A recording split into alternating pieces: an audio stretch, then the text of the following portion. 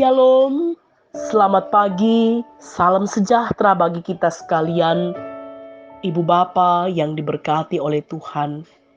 Senang sekali kita boleh kembali diperjumpakan dalam santapan rohani kita, edisi Jumat 13 Mei tahun 2022. Kita akan disapa oleh kebenaran firman Tuhan, karena itu mari kita tenangkan hati kita dan kita berdoa.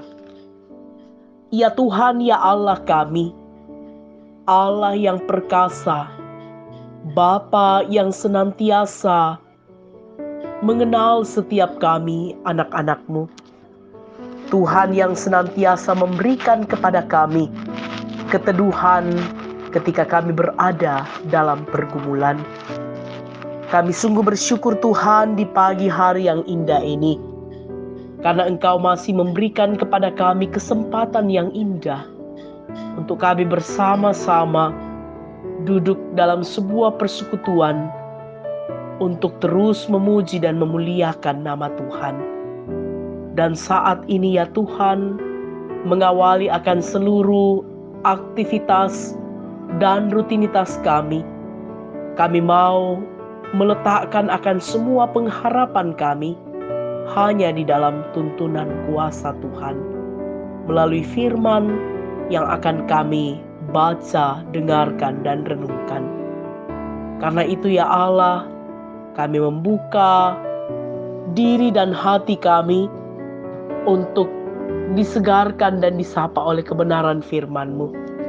Namun kami menyadari kami memiliki banyak kelemahan dan keterbatasan untuk memahami sabda-Mu. Karena itu ya Tuhan, tuntunan Roh Kudus menerangi hati kami, itulah yang kami harapkan, sehingga sungguh firman yang akan kami baca, dengarkan, dan renungkan ini tidak berlalu dengan sia-sia, tetapi sungguh menerangi akan langkah hidup kami di sepanjang hari ini. Bapa, inilah kami yang datang berdoa kepadamu. Ampuni dosa dan kesalahan kami Tuhan, dan bersabdalah, kami siap mendengarkannya. Di dalam nama Tuhan kami Yesus Kristus kami berdoa. Amin.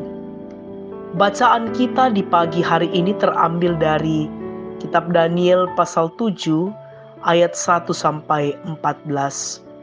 Daniel pasal 7 ayat 1 sampai dengan ayat yang ke-14. Demikianlah sabda Tuhan.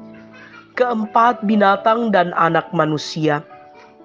Pada tahun pertama pemerintahan Belshazzar, Raja Babel, bermimpilah Daniel dan mendapat penglihatan-penglihatan di tempat tidurnya. Lalu dituliskannya mimpi itu, dan inilah garis besarnya. Berkatalah Daniel demikian, pada malam hari aku mendapat penglihatan, tampak keempat angin dari langit mengguncangkan laut besar, dan empat binatang besar naik dari dalam laut, yang satu berbeda dengan yang lain. Yang pertama rupanya seperti seekor singa yang mempunyai sayap burung Raja Wali. Aku terus melihatnya sampai sayapnya tercabut, dan ia terangkat dari tanah dan ditegakkan pada dua kaki seperti manusia, dan kepadanya diberikan hati manusia. Dan tampak ada seekor binatang yang lain, yang kedua, rupanya seperti beruang. Ia berdiri pada sisinya yang sebelah, dan 3 tulang rusuk masih ada di dalam mulutnya di antara giginya. Dan demikianlah dikatakan kepadanya, ayo, makanlah daging banyak-banyak. Kemudian aku melihat, tampak seekor binatang yang lain, rupanya seperti macan tutul. Ada 4 sayap burung pada punggungnya. Lagi pula binatang itu berkepala 4, dan kepadanya diberikan kekuasaan. Kemudian aku melihat dalam penglihatan malam itu, tampak seekor binatang yang keempat yang menakutkan dan yang mendahsyatkan, dan ia sangat kuat. Ia bergigi besar dari besi, ia melahap dan meremukkan, dan sisanya diinjak-injaknya dengan kakinya. Ia berbeda dengan segala binatang yang terdahulu. Lagi pula ia bertanduk 10. Sementara aku memperhatikan tanduk-tanduk itu, tampak tumbuh di antaranya suatu tanduk lain yang kecil, sehingga 3 dari tanduk-tanduk yang dahulu itu tercabut. Dan pada tanduk itu tampak ada mata seperti mata manusia dan mulut yang menyombong. Sementara aku terus melihat tahta diletakkan, lalu duduklah yang lanjut usianya. Pakaiannya putih seperti salju, dan rambutnya bersih seperti bulu domba. Kursinya dari nyala api dengan roda-rodanya dari api yang berkobar-kobar.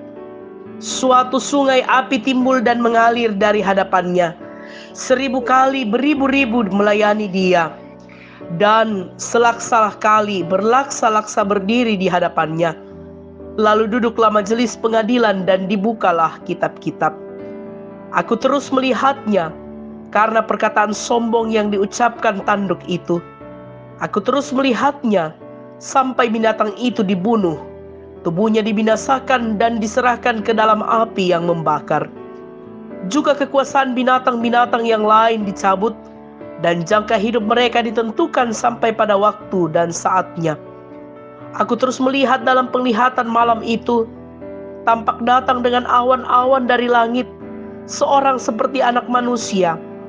Datanglah ia kepada yang lanjut usia itu, dan ia dibawa ke hadapannya. Lalu diberikan kepadanya kekuasaan dan kemuliaan dan kekuasaan sebagai raja. Maka orang-orang dari segala bangsa, suku bangsa dan bahasa mengabdi kepadanya. Kekuasaannya ialah kekuasaan yang kekal, yang tidak akan lenyap, dan kerajaannya ialah kerajaan yang tidak akan musnah.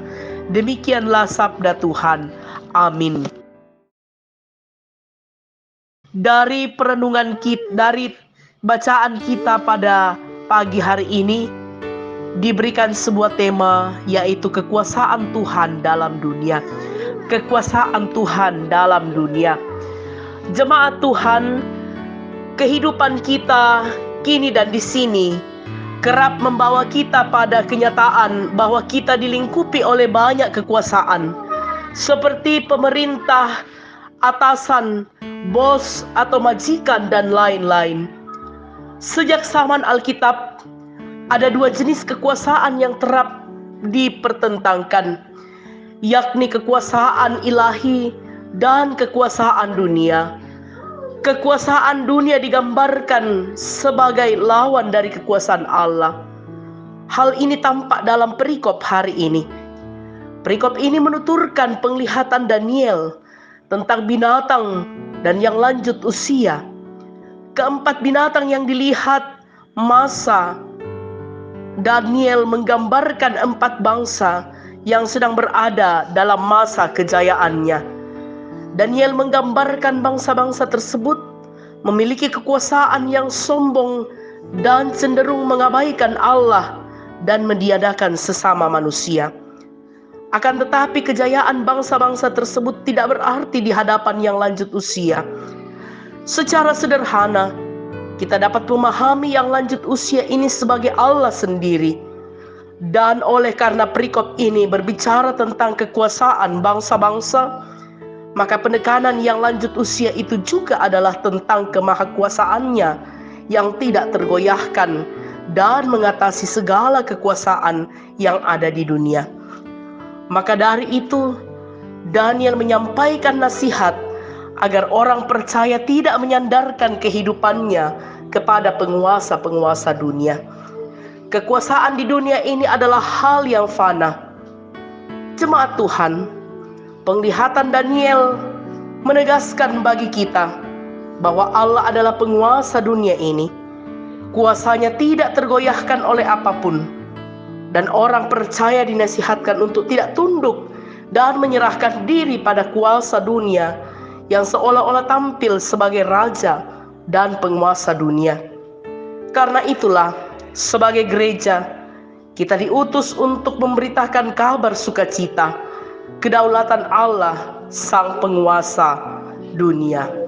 Terpujilah Kristus. Haleluya. Amin. Mari kita berdoa. Bapa di dalam sorga, Engkau Allah yang berkuasa dan berdaulat dalam dunia ini.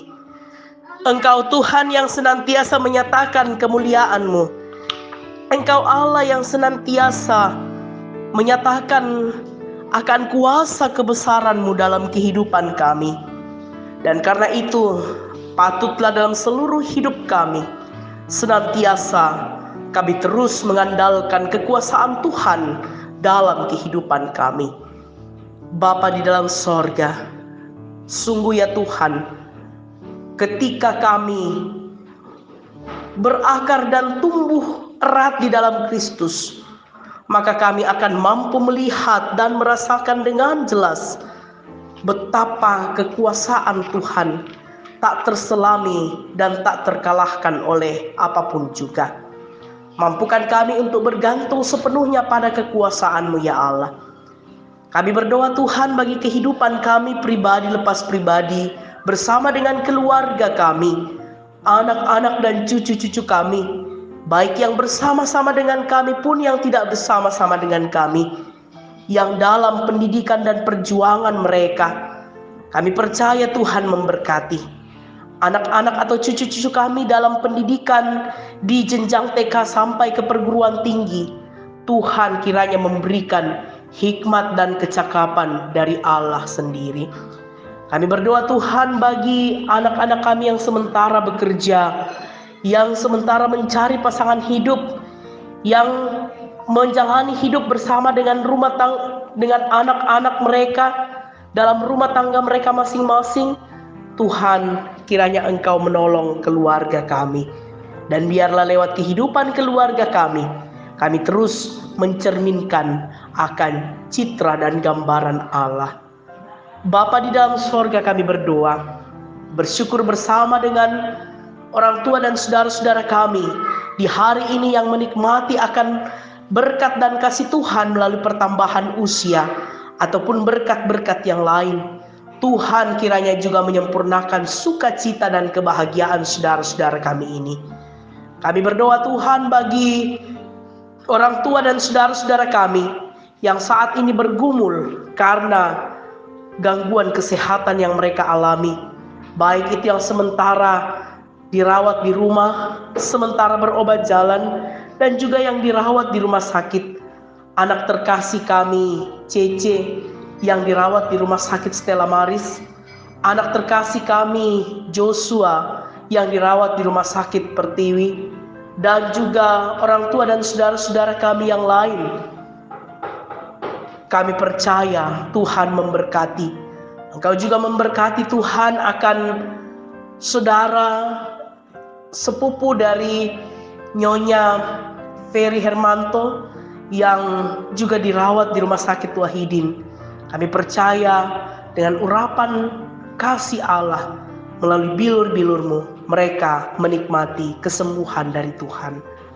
Bapa di dalam sorga, kami percaya Tuhan, kehidupan kami hari ini ketika kami serahkan sepenuhnya ke dalam tangan kasih Tuhan, maka Engkau yang akan terus menyatakan kasih-Mu untuk menolong dan memberikan kami hikmat dalam kami menjalani akan hari ini.